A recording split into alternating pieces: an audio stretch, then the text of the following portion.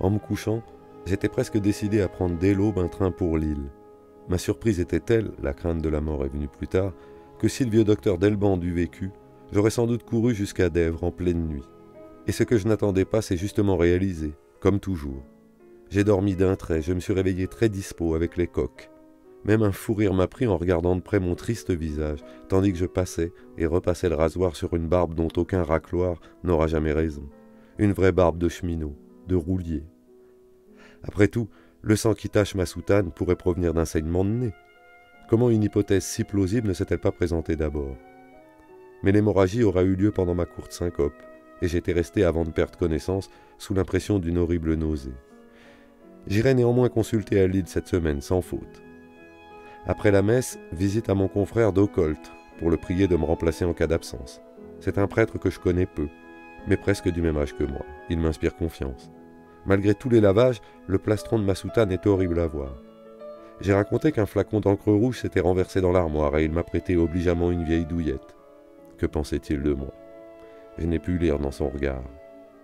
Monsieur le curé de Torcy a été transporté hier dans une clinique d'Amiens. Il souffre d'une crise cardiaque peu grave, dit-on, mais qui exige des soins, l'assistance d'une infirmière. Il a laissé pour moi un billet griffonné au crayon alors qu'il prenait place dans l'ambulance.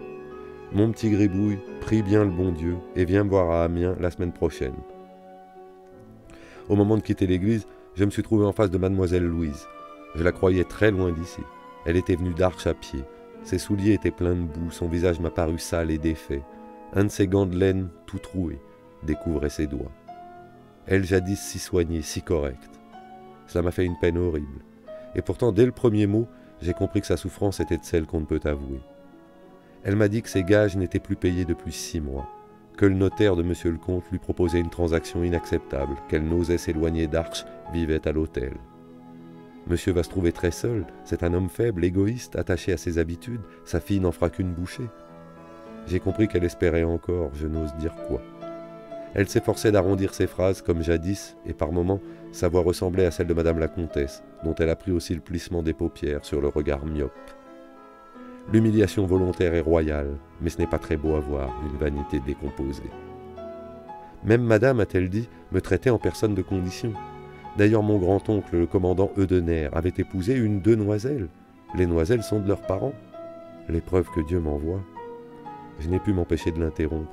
N'invoquez pas Dieu si légèrement. Oh, il vous est facile de me condamner, me mépriser. Vous ne savez pas ce que c'est la solitude. On ne sait jamais, dis-je. On ne va jamais jusqu'au fond de sa solitude. Enfin, vous avez vos occupations, les jours passent vite. Ça m'a fait sourire malgré moi. Vous devez maintenant vous éloigner, lui dis-je. Quittez le pays. Je vous promets d'obtenir ce qui vous est dû. Je vous le ferai tenir à l'endroit que vous m'indiquerez. Grâce à mademoiselle, sans doute. Je ne pense aucun mal de cet enfant, je lui pardonne. C'est une nature violente mais généreuse. J'imagine parfois qu'une explication franche. Elle avait ôté un de ses gants et le pétrissait nerveusement contre sa paume. Elle me faisait pitié, certes, et aussi un peu horreur. Mademoiselle, lui dis-je, à défaut d'autre chose, la fierté devrait vous interdire Mademoiselle, lui dis-je, à défaut d'autre chose, la fierté devrait vous interdire certaines démarches, d'ailleurs inutiles. Et l'extraordinaire, c'est que vous prétendiez m'y associer. La fierté? Quitter ce pays où j'ai vécu heureuse, considérée presque l'égale des maîtres, pour m'en aller comme une mendiante, est-ce là ce que vous appelez fierté? Hier déjà, au marché, des paysans qui m'auraient jadis salué jusqu'à terre faisaient semblant de ne pas me reconnaître. Ne les reconnaissez pas non plus, soyez fiers. La fierté, toujours la fierté. Qu'est-ce que la fierté d'abord? Je n'avais jamais pensé que la fierté fût une des vertus théologales. Je m'étonne même de trouver ce mot dans votre bouche. Pardon, lui dis-je, si vous voulez parler au prêtre, il vous demandera l'aveu de vos fautes pour avoir le droit de vous en absoudre. Je ne veux rien de pareil. Permettez-moi donc alors de m'adresser à vous dans un langage que vous puissiez comprendre. Un langage humain? Pourquoi pas? Il est beau de s'élever au-dessus de la fierté, encore faut-il l'atteindre. Je n'ai pas le droit de parler librement de l'honneur selon le monde, ce n'est pas un sujet de conversation pour un pauvre prêtre tel que moi. Mais je trouve parfois qu'on fait trop bon marché de l'honneur. Hélas, nous sommes tous capables de nous coucher dans la boue. La boue paraît fraîche au cœur épuisé. Et la honte, voyez-vous, c'est un sommeil comme un autre, un lourd sommeil, une ivresse sans rêve. Si un dernier reste d'orgueil doit remettre debout un malheureux, pourquoi y regarderait-on de si près? Je suis cette malheureuse? Oui, lui dis-je, et je me permets de vous humilier que dans l'espoir de vous épargner une humiliation plus douloureuse, irréparable, qui vous dégraderait à vos yeux pour toujours. Abandonnez ce projet de revoir mademoiselle Chantal, vous vous aviliriez en vain, vous seriez écrasé, piétiné. Je me suis tu. Je voyais qu'elle se forçait à la révolte, à la colère. J'aurais voulu trouver une parole de pitié, mais celles qui se présentaient à mon esprit n'eussent servi, je le sentais, qu'à l'attendrir sur elle-même, ouvrir la source d'ignobles larmes. Jamais je n'avais mieux compris mon impuissance en face de certaines infortunes auxquelles je ne saurais avoir part quoi que je fasse. « Oui, dit-elle, entre Chantal et moi, vous n'hésitez pas. C'est moi qui ne suis pas de force, elle m'a brisé. » Ce mot m'a rappelé une phrase de mon dernier entretien avec madame la comtesse. « Dieu vous brisera » m'étais-je écrié. Un pareil souvenir en cet instant m'a fait mal. « Il n'y a rien à briser en vous » ai-je dit. J'ai regretté cette parole, je ne la regrette plus. Elle est sortie de mon cœur. « C'est vous qui êtes sa dupe » a répliqué mademoiselle avec une triste grimace. Elle n'élevait pas la voix, elle parlait seulement plus vite, très vite. Je ne pus d'ailleurs tout rapporter. Cela coulait intarissablement de ses lèvres gercées. Elle vous hait depuis le premier jour. Elle a une espèce de clairvoyance diabolique. Et quelle ruse! Rien ne lui échappe. Dès qu'elle met le nez dehors, les enfants lui courent après. Elle les bourre de sucre, ils l'adorent. Elle leur parle de vous. Il lui raconte je ne sais quelle histoire de catéchisme. Elle imite votre démarche, votre voix. Vous l'obsédez, c'est clair. Et quiconque l'obsède, elle en fait son souffre-douleur. Elle le poursuit jusqu'à la mort. Elle est d'ailleurs sans pitié. Avant-hier encore, j'ai senti comme un coup dans la poitrine. « Taisez-vous » ai-je dit. « Il faut pourtant que vous sachiez ce qu'elle est. »« Je le sais » m'écriai-je. « Vous ne pouvez pas la comprendre. » Elle a tendu vers moi son pauvre visage humilié. Sur sa joue livide, presque grise, le vent avait dû sécher des larmes. Cela faisait une traînée luisante qui se perdait dans le creux d'ombre des pommettes. J'ai causé avec Famechon, l'aide jardinier, qui sert à table en l'absence de François. Chantal a tout raconté à son père. Il se tordait de rire. Elle avait trouvé un petit livre près de la maison du Mouchel. Elle a lu votre nom à la première page. Alors l'idée lui est venue d'interroger Séraphita. Et la petite, comme toujours, s'est laissée tirer les vers du nez. Je la regardais stupide, sans pouvoir articuler un mot. Même en ce moment où elle eût dû savourer sa vengeance, la colère n'arrivait pas à donner une autre expression à ses tristes yeux que celle d'une résignation de bête domestique. Son visage était seulement un peu moins pâle. Il paraît que la petite vous a trouvé ronflant dans le chemin de... Je lui ai tourné le dos. Elle a couru derrière moi, et en voyant sa main sur ma manche, je n'ai pu réprimer un mouvement de dégoût. Il m'a fallu un grand effort pour la prendre dans la mienne et l'écarter doucement. « Allez-vous-en, lui dis-je, je prierai pour vous. » Elle m'a fait enfin pitié. « Tout s'arrangera, je vous le promets, j'irai voir monsieur le comte. » Elle s'est éloignée rapidement, tête basse et légèrement de biais, ainsi qu'un animal blessé. Monsieur le chanoine de la mode Beuvron vient de quitter Ambricourt. Je ne l'ai pas revu. Aperçue aujourd'hui Séraphita, elle gardait sa vache assise au bout du talus. Je me suis approché, pas de beaucoup. Elle s'est enfuie. Évidemment, ma timidité a pris depuis quelque temps le caractère d'une véritable obsession. On ne vient pas facilement à bout de cette peur irraisonnée, enfantine, qui me fait me tourner brusquement lorsque je sens sur moi le regard d'un passant. Mon cœur saute dans ma poitrine et je ne recommence à respirer qu'après avoir entendu le bonjour qui répond au mien. Quand il arrive, je ne l'espérais déjà plus. La curiosité se détourne de moi pourtant.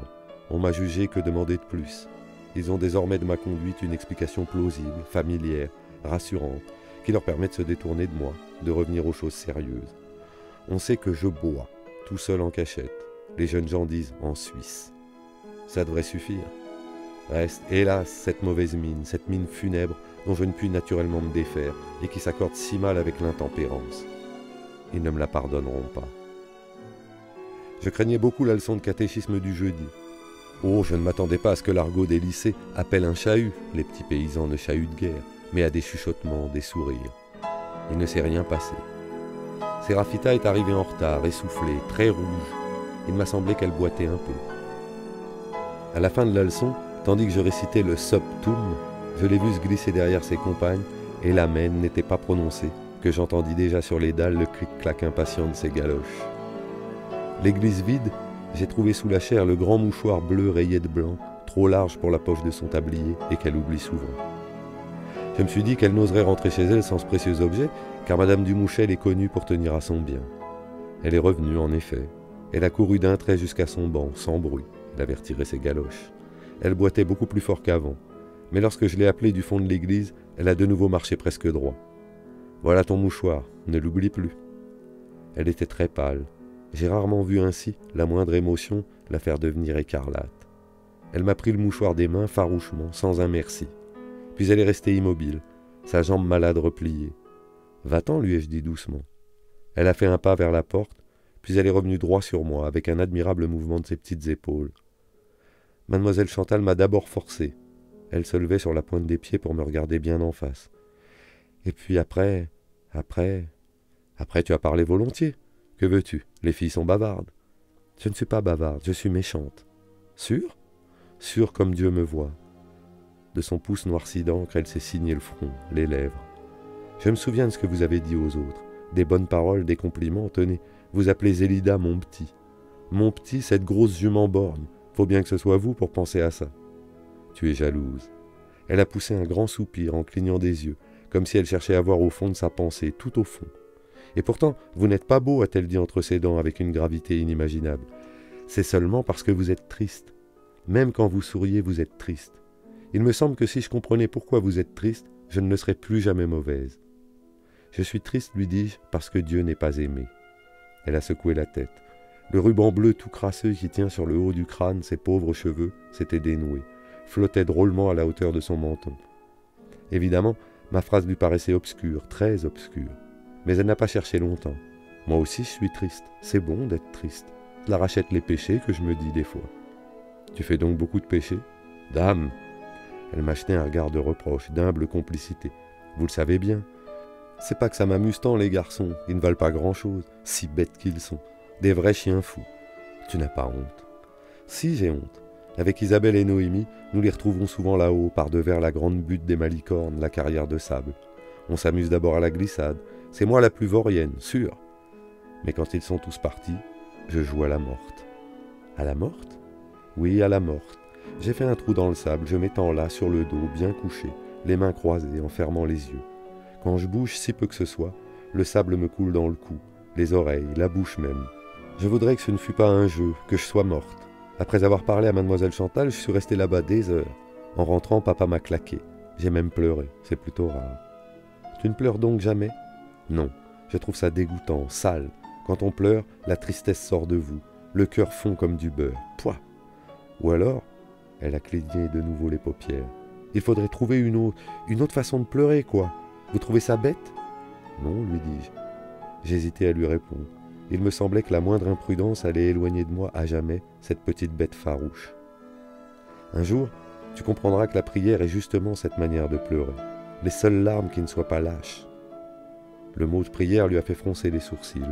Son visage s'est retroussé comme celui d'un chat. Elle m'a tourné le dos et s'est éloignée en boitant très fort. Pourquoi boites-tu? Elle s'est arrêtée net, tout son corps prêt à la fuite, la tête seule tournée vers moi. Puis elle a eu ce même mouvement des épaules. Je me suis approché doucement. Elle tirait désespérément vers ses genoux sa jupe de laine grise. À travers l'accroc de son bas, j'ai vu sa jambe violette. Voilà pourquoi tu boites, lui ai-je dit. Qu'est-ce que c'est? Elle a sauté en arrière. Je lui ai pris la main comme au vol. En se débattant, elle a découvert un peu au-dessus du mollet une grosse ficelle liée si fort que la chair faisait 2 gros bourrelets, couleur d'aubergine. Elle s'est dégagée d'un bond, sautant à cloche-pied à travers les bancs. Je ne l'ai rattrapée qu'à 2 pas de la porte. Son air grave m'a imposé silence d'abord. C'est pour me punir d'avoir parlé à mademoiselle Chantal. J'ai promis de garder la ficelle jusqu'à ce soir. Coupe cela, lui ai-je dit.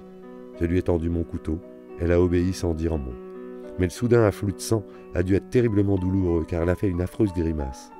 Si je ne l'avais pas retenue, elle serait sûrement tombée. Promets-moi de ne pas recommencer. Elle a incliné la tête, toujours gravement, et elle est partie en s'appuyant de la main au mur. Que Dieu la garde. J'ai dû avoir cette nuit une hémorragie insignifiante, mais qu'il ne m'est guère possible de confondre avec un saignement de nez. Comme il n'est pas raisonnable de remettre sans cesse mon voyage à Lille, j'ai écrit au docteur en lui proposant la date du 15, dans 6 jours. J'ai tenu la promesse faite à mademoiselle Louise. Cette visite au château me coûtait beaucoup. Heureusement, j'ai rencontré monsieur le comte dans l'avenue. Il n'a paru nullement étonné de ma demande. On aurait dit qu'il l'attendait. Je m'y suis pris moi-même beaucoup plus adroitement que je ne l'espérais. La réponse du docteur m'est arrivée par retour du courrier. Il accepte la date fixée. Je puis être de retour dès le lendemain matin. J'ai remplacé le vin par du café noir très fort. Je m'en trouve bien. Mais ce régime me vaut des insomnies qui ne seraient pas trop pénibles, agréables même parfois, n'étaient ces palpitations de cœur assez angoissantes en somme. La délivrance de l'aube m'est toujours aussi douce. C'est comme une grâce de Dieu, un sourire. Que les matins soient bénis. Les forces me reviennent, avec une espèce d'appétit. Le temps est d'ailleurs beau, sec et froid. Les prés sont couverts de gelée blanche. Le village m'apparaît bien différent de ce qu'il était en automne. On dirait que la limpidité de l'air lui enlève peu à peu toute pesanteur. Et lorsque le soleil commence à décliner, on pourrait le croire suspendu dans le vide. Il ne touche plus à la terre, il m'échappe, il s'envole. C'est moi qui me sens lourd, qui pèse d'un grand poids sur le sol. Parfois, l'illusion est telle que je regarde avec une sorte de terreur, une répulsion inexplicable mes gros souliers. Que font-ils là, dans cette lumière? Il me semble que je les vois s'enfoncer. Évidemment, je prie mieux, mais je ne reconnais pas ma prière. Elle avait jadis un caractère d'imploration têtue, et même lorsque la leçon du bréviaire, par exemple, retenait mon attention, je sentais se poursuivre en moi ce colloque avec Dieu, tantôt suppliant, tantôt pressant, impérieux. Oui, j'aurais voulu lui arracher ses grâces, faire violence à sa tendresse. Maintenant, j'arrive difficilement à désirer quoi que ce soit. Comme le village, ma prière n'a plus de poids, s'envole. Est-ce un bien, un mal? Je ne sais. Encore une petite hémorragie, un crachement de sang plutôt. La peur de la mort m'a effleuré. Oh, sans doute, sa pensée me revient souvent et parfois elle m'inspire de la crainte. Mais la crainte n'est pas la peur. Cela n'a duré qu'un instant. Je ne saurais à quoi comparer cette impression fulgurante. Le cinglement d'une mèche de fouet à travers le cœur, peut-être. Oh, sainte agonie! Que mes poumons soient en mauvais état, rien de plus sûr. Pourtant, le docteur Delband m'avait soigneusement ausculté. En quelques semaines, la tuberculose n'a pu faire de très grands progrès. On triomphe d'ailleurs souvent de cette maladie par l'énergie, la volonté de guérir. J'ai l'une et l'autre. Fini aujourd'hui ces visites que monsieur le curé de Torcy appelait ironiquement domiciliaires. Si je ne détestais tant le vocabulaire habituel à beaucoup de mes confrères, je dirais qu'elles ont été très consolantes. Et cependant, j'avais gardé pour la fin celle dont l'issue favorable me paraissait des plus douteuses. À quoi tient cette facilité soudaine des êtres et des choses? Est-elle imaginaire? Suis-je devenu insensible à certaines menues disgrâces? Ou mon insignifiance reconnue de tous a-t-elle désarmé les soupçons, l'antipathie? Tout cela me semble un rêve. Peur de la mort. La seconde crise a été moins violente que la première, je crois. Mais c'est bien étrange ce tressaillement, cette contraction de tout l'être autour de je ne sais quel point de la poitrine.